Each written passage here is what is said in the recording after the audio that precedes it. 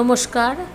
আজ I news Bangla 28-এর team চলে এসেছে কলকাতার ঠাকুরপুকুরের বিখ্যাত হরবোলা আর্টিস্ট মিস্টার সুনীল আদকের বাড়িতে। এসেছে বিখ্যাত হরবোলা আর্টিস্ট, ওনার পরিচয় উনি নিজেই দেবেন আপনাদের। নমস্কার, আমি হরবোলার সুনীল আদক। বিভিন্ন মঞ্চে, বেতারে, টিভির পর্দায় অনুষ্ঠান করে থাকি। আমার বাড়ি হচ্ছে ঠাকুরপুকুর। স্যার, আশেপাশে তো অনেক শব্দ আছে, একটু আমাদের একটু করে দেখান। হ্যাঁ, এই যে আমার বাড়ি দেখছেন, এই আশেপাশে গাছগাছালি আছে, তার ফাঁকে ফাঁকে পাখিগুলো কীভাবে ডাকে দেখুন।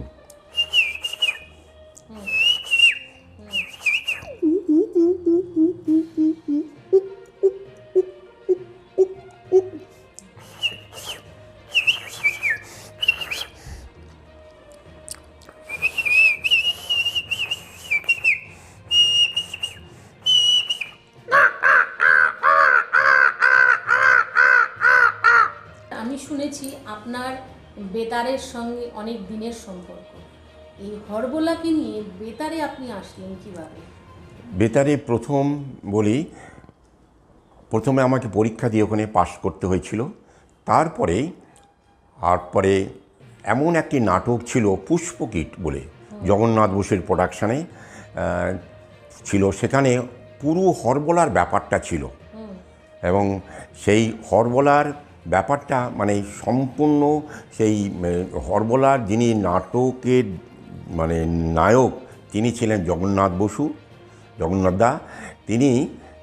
তার ভূমিকায় আমি হরবোলা করতে হয়েছে আমাকে।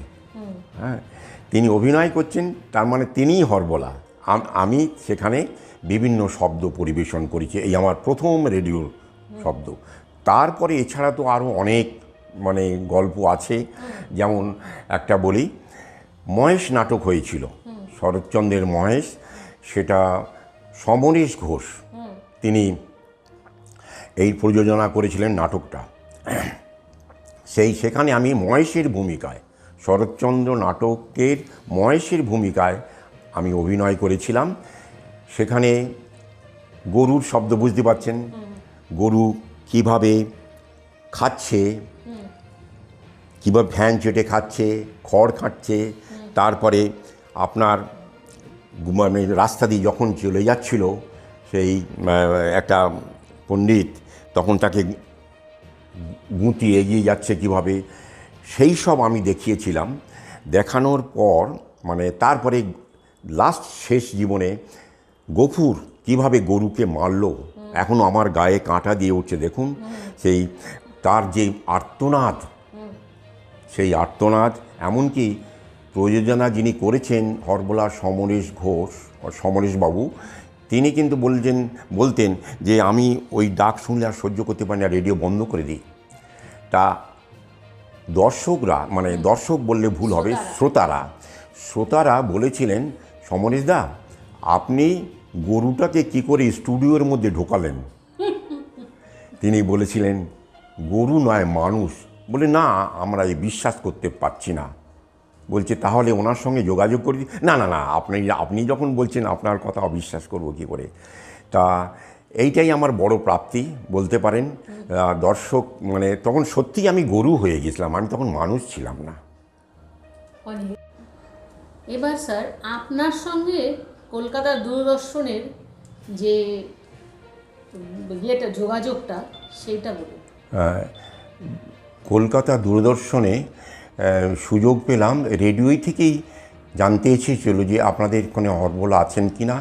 তা তখনই আমাকে ফোন করে জানায় যে আপনি আসুন, আমাদের একটা সিরিয়াল হচ্ছে তিথির অতিথি।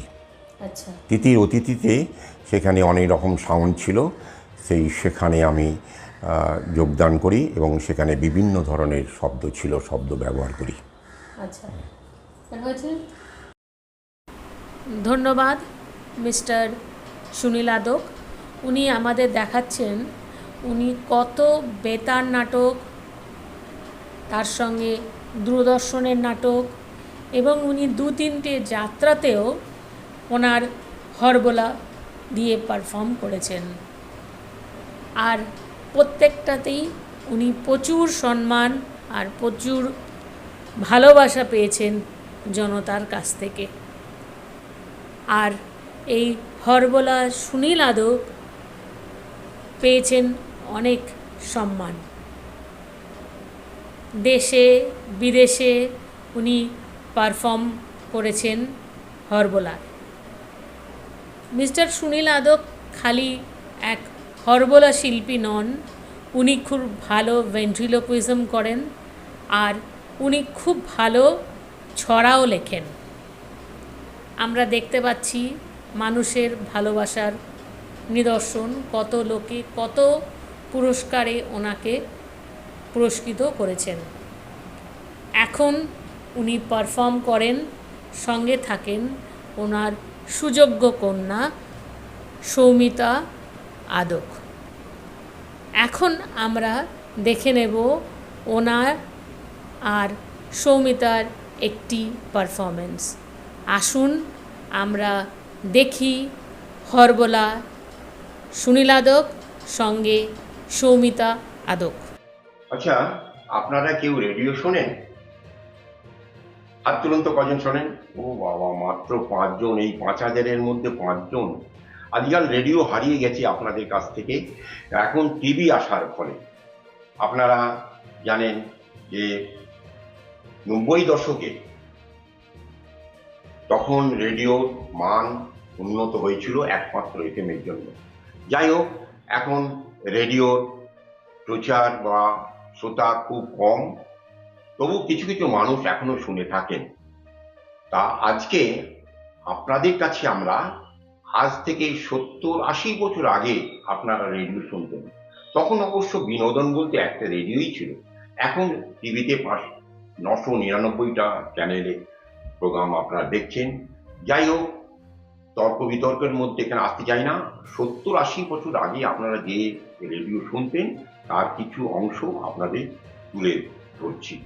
দেখুন, প্রথমে রেডিও ছিল কাঠের বাক্স। কাঠের বাক্স কিভাবে কাঠটা কেটে রেডিও বক্স বা ক্যাবিনেট তৈরি করতো, দেখুন, শুনুন। কাঠ, বড় কাঠ কাটছে। হ্যাঁ, বড় কাঠ করাতের সাহায্যে কাটা হচ্ছে।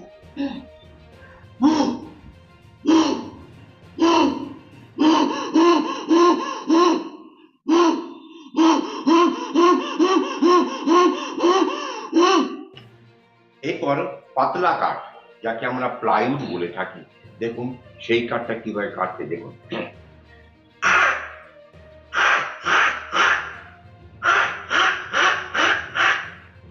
কাটতে কাটতে একটা বাধার সৃষ্টি হলো, বুঝেছেন? বাধার কি বলতে পারবেন আপনারা? হ্যাঁ, ঠিক বলেছেন। কাঠটার ভেতরে একটা পেরেক পড়ে গিয়েছিল। সেই পেরেকটা বাধার সৃষ্টি করলো, সেটা কেটে কিভাবে চলে যাচ্ছে দেখুন।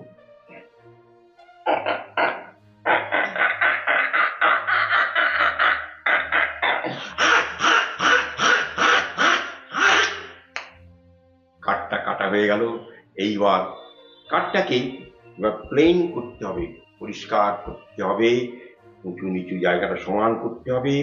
তখনকার দিনে র্যাদা ছিল, আজকাল কিন্তু র্যাদা পরিবর্তে এখন সবকিছু মেশিনে হচ্ছে। কাঠটাকে প্লেন করছে, দেখুন।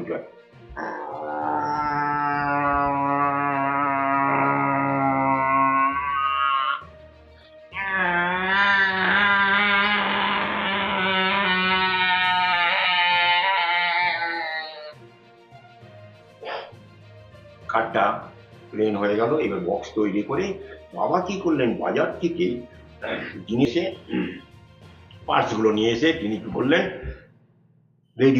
রেডিওতে গান, আবৃত্তি, নাটক ইত্যাদি ইত্যাদি শুনতেন। তা দেখ, আর বাবা চলে যাবার পর সেই 6 বছরের ছেলে, 7-8 বছর হবে, সে কি করে নবটা ঘুরে ঘুরে সেন্টারটা ধরার চেষ্টা করতো, কিন্তু ঠিক মতো করতে পারতো না। দেখুন কিভাবে ধরছে সেন্টার করতে।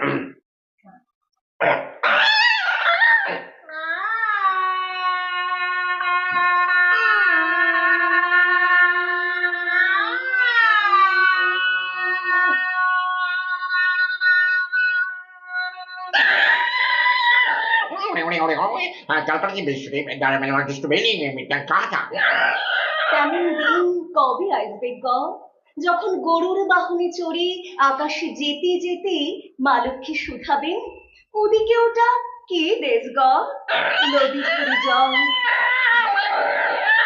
পাগলাকে ঝরনা কাবেরী রানিয়া।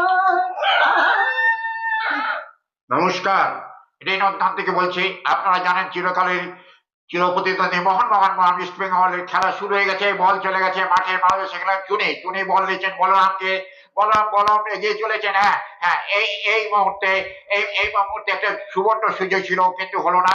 আচ্ছা সৌমি, আচ্ছা তোমার এই বল খেলা দেখে তোমার কি মনে হচ্ছে? হ্যাঁ, আজকে খেলা দেখে মনে হচ্ছে খেলোয়াড়রা বেশ খেলোয়াড়ই মনোভাব নিয়ে মাঠে নেমে পড়েছে। তারা সুন্দরভাবে পায়ে পায়ে বল নিয়ে এগিয়ে চলেছে। আমরা একটা সুন্দর গোলের অপেক্ষা। পিকেও ভালো খেলতে চলেছেন। হ্যাঁ, বলরাম চলেছেন, বল নিয়ে চলেছেন মাঠের মাঠ বল, সেখানে চুনি বল দিয়েছেন পিকেকে সোজা মিনিট গোল।